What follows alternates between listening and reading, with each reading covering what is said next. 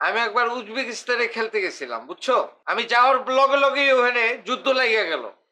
১.৫ বছর আমি ওখানে আটকা পড়ে আসছিলাম। তখন আমি কি না খাইছি কও?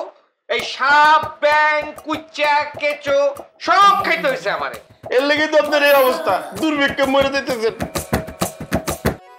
আচ্ছা, থাকার জায়গা তো হইলই, এখন খাওয়া নিয়ে ভাবতে হইব। আমার কাছে যে টাকা পয়সা আছে এগুলা দিয়ে যদি এখানে অর্ডার করে খাই তখন নিয়ম অনুযায়ী তাহলে 2 দিনে আমাকে টাকা ফুরাই যাবে, এরপরে মুড়িও খাইতে পারবো। এটা আপনি ঠিক করেছেন। করণীয় কি? এটা একটা ভালো পয়েন্ট করছে। আচ্ছা, আমরা যদি নিজেরা রান্না করে খাই তাহলে কেমন হয়? ব্রেভো, তুমি তো ভালোই রাঁধতে পারো। ভাই আমি রাঁধতে পারি, সবই ঠিক আছে, কিন্তু আমরা রান্ধব কি লিগা?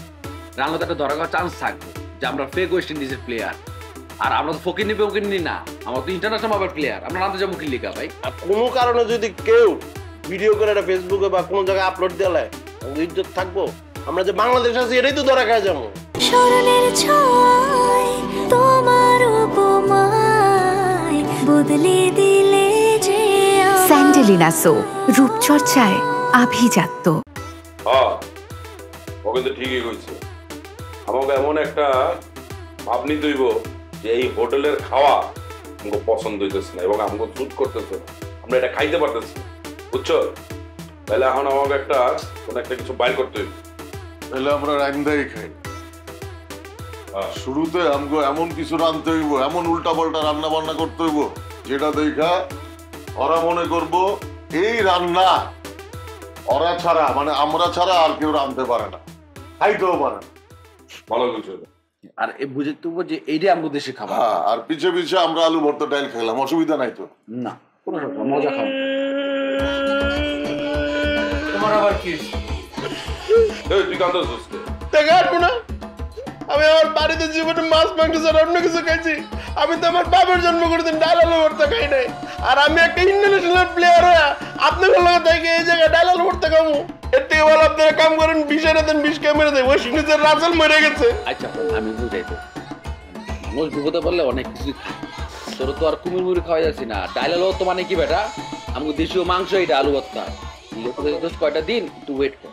শোনো রাসেল, আমি একবার উজবেকিস্তানে খেলতে গেছিলাম, বুঝছো? আমি যাওয়ার লগে লগেই ওখানে যুদ্ধ লাগিয়ে গেল। ১.৫ বছর আমি ওখানে আটকা পড়ে আসছিলাম। তখন আমি কি না খাইছি কও?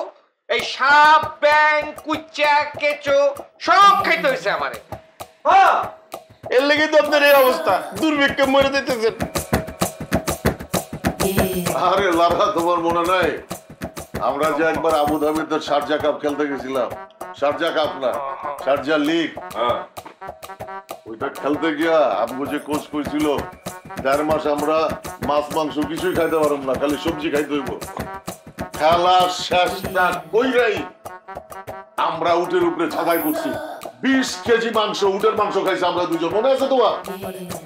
এইটা কি ভাই, এটা কিছুই না, স্ট্রাগল করছি আমরা দুজন। ওই মনে নাই খায়াচ প্রিমিয়ার লিগ, খায়াচ ও যে গেছিলাম না খেলতে, man of the match, man of the series, তুই ম্যান অফ দ্য ম্যাচ, আমি ম্যান অফ দ্য সিরিজ। ভাই পুরা টুর্নামেন্ট চলাকালীন সময় আমরা খাইছি আদা সিদ্ধ খাওয়া, মাছ আদা সিদ্ধ, মাংস আদা সিদ্ধ, মানে শাকসবজি আদা সিদ্ধ, সালাদ আদা সিদ্ধ, লবণ আদা সিদ্ধ, সব আদা সিদ্ধ খাওয়ান ভাই।